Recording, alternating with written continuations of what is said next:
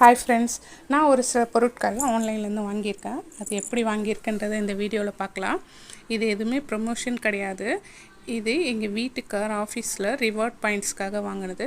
அவர் ஆஃபீஸில் ஜாயின் பண்ணி 15 வருஷம் கம்ப்ளீட் ஆனதுக்காக இந்த ரிவார்ட் பாயிண்ட்ஸ் அவருக்கு கொடுத்துருந்தாங்க. அதுக்கு வீட்டுக்கு தேவையான பொருட்கள் வாங்கலாம் அப்படின்னு சொல்லி நாங்கள் 2 பேரும் டிஸ்கஸ் பண்ணி என்னென்ன வாங்கலாம் அப்படின்றத டிஸ்கஸ் பண்ணி பார்த்ததில் எனக்கு இரும்பு தோசைக்கல் தேவைப்பட்டுச்சு. ரொம்ப நாள் வாங்கணும்னு ஆசைப்பட்டுட்டு இருந்தேன். என்கிட்ட நான்ஸ்டிக் தவா தான் இருக்குது. சரி, இந்த இரும்பு தோசைக்கல் வந்து இண்டஸ் வேல்யூ பிராண்ட்லேருந்து வாங்கினோம். இது பார்த்திங்கன்னா ரொம்ப வெயிட்டாக இருந்துச்சு. இது சீசனிங் பண்ணியே கொடுத்துருந்தாங்க. நம்ம சீசனிங் பண்ண வேண்டாம், சும்மா வாஷ் பண்ணிவிட்டு நல்லெண்ணெய் தேங்காய் போட்டு வதக்கிட்டு அதுக்கப்புறம் எப்பயும் போல் நம்ம தோசை ஊற்றிக்கலாம். ரொம்ப வெயிட்டாக இருந்துச்சு. இது ஒரு கையால் தூக்கவே முடியல. நிறைய வீடியோவில் ரிவ்யூஸ் பார்த்துட்டே இருந்தேன் எந்த கல் வாங்கலாம் அப்படின்னு சொல்லி. இதுக்கு பார்த்திங்கன்னா இதோட ப்ரைஸ் எனக்கு என்னென்னு நிஜமாக தெரியாதுங்க. ஏன்னா நம்ம அப்ளை பண்ணும்போது நமக்கு ரிவார்ட் பாயிண்ட்ஸ் தான் காட்டும், என்ன ப்ரைஸுன்றது காட்டாது. ஸோ அதனால் எங்களோட ரிவார்ட் பாயிண்ட்ஸ் தான் அதுலேருந்து மைனஸ் ஆகும். நம்ம ஏதாவது ஒரு பொருள் செலக்ட் பண்ண போகிறோன்னா அதுலேருந்து ரிவார்ட் பாயிண்ட்ஸு கம்மியாகும். ஸோ நம்ம அவங்க கொடுத்துருக்க ரிவார்ட் பாயிண்ட்ஸ்லேருந்து நமக்கு தேவையான பொருட்கள் செலக்ட் பண்ணிட்டோம்னா அவங்க நமக்கு வீட்டுக்கு அனுப்பிச்சிருவாங்க. ஒரு 1 வீக் இல்லை 10 டேஸ் ஆகும். அந்த மாதிரி தான் இதுவும் எனக்கு ஒரு 1 வீக்கில் வந்துச்சு.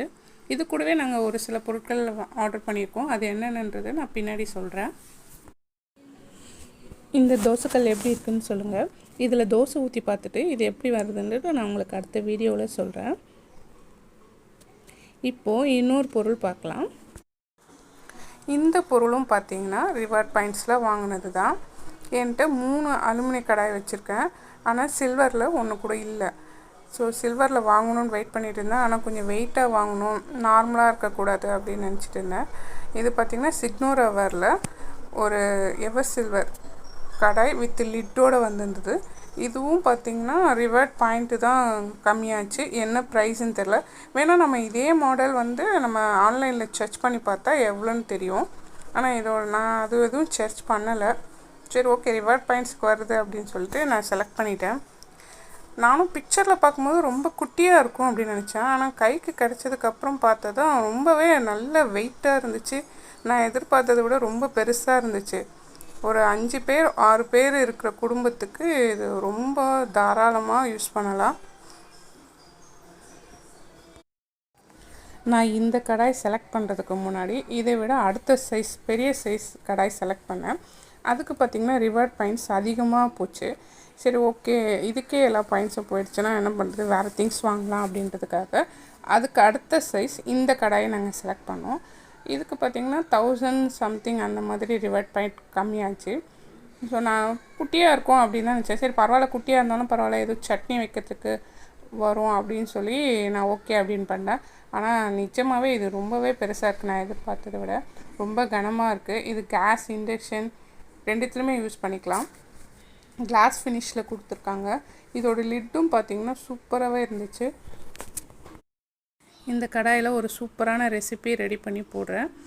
நானும் ரொம்ப எக்ஸைட்டடாக இருக்கேன். இதில் ரெசிபி பண்ணணும், எப்படி வருது, ஒட்டுமா இல்லை நான்ஸ்டிக் மாதிரி இருக்குமா அப்படின்றத நான் உங்களுக்கு ரிவ்யூ பண்ணுறேன். சூப்பராக இருக்குது பாருங்கள். இது எப்படி இருக்குதுன்னு சொல்லுங்கள். இந்த மாதிரி கடாய் நீங்கள் ஆன்லைன்லேயோ இல்லை கடைகளிலோ வாங்கியிருந்தால் இதோட ப்ரைஸ் என்னவாக இருந்துச்சுன்ட்டு கீழே கமெண்ட் பண்ணுங்கள். கண்டிப்பாக இது எனக்கு ப்ரைஸ் தெரியல. அடுத்து என்ன வாங்கியிருக்கேன்னு பார்க்கலாம். இந்த பொருளும் நாங்கள் வாங்கணும்னு நினச்சி தேடிட்டு இருந்த ஒரு பொருள் தான். எது பெஸ்ட்டாக வாங்கலாம் அப்படின்னு நினச்சிட்டு இருந்தோம். இங்கே கோயம்புத்தூரில் அடிக்கடி மழை பெஞ்சிட்டே இருக்குது. நாங்கள் இருக்கிற வீட்டில் மொட்டை மாடியில் தான் துணி காய போடணும். வீட்டுக்குள்ளெல்லாம் துணி காய போட முடியாது. ஸோ என்ன பண்ணுறதுன்னு தேடிட்டே இருந்தோம். அப்போ தான் இந்த ரிவார்ட் பாயிண்ட் எங்களுக்கு கிடச்சிது. சரி, ஓகே, இந்த துணி காய போடுற ஸ்டாண்ட் தாங்க வாங்கியிருக்கோம். இது வாங்கிறதுக்கு முன்னாடி நான் ஆன்லைனில் சர்ச் பண்ணேன். நிறைய பிவிசியில் இருக்குது, இல்லை பிளாஸ்டிக்கில் இருக்குது. நான் வந்து இந்த மாதிரி ஸ்டீலில் வரணும் அப்படின்னு நினச்சிட்டு இருந்தேன். நாங்கள் அந்த ரிவார்ட் பாயிண்ட்ஸுக்கு இந்த ஸ்டீலில் கிடச்சிது. ஸோ அதையும் வாங்கியாச்சு. இதுக்கப்புறம் மாடிக்கும் வீட்டுக்கும் நடந்திருக்க வேண்டாம். மழை டைமில் இது ரொம்ப ஈஸியாகவே இருக்குது, நல்லா ஸ்ட்ராங்காகவும் இருக்குது. பாருங்கள், ஒரே டைமில் இவ்வளோ துணி காய போட்டிருக்கேன். இதோட வேலை முடிஞ்சதும் ஃபோல்ட் பண்ணி அழகாக ஒரு ஓரமாக வச்சிடலாம். ரொம்ப இடத்தையும் அடைச்சிக்காது. ஸோ இப்போ நான் ஃபஸ்ட் டைம் இதை வாங்கி ட்ரை பண்ணியிருக்கேன். ரொம்ப நல்லாவே இருக்குது. நான் எப்படி வரும், இதோட குவாலிட்டி எப்படி இருக்கும்னு நினச்சிட்டு இருந்தேன். ரொம்பவே நல்லாயிருக்கு.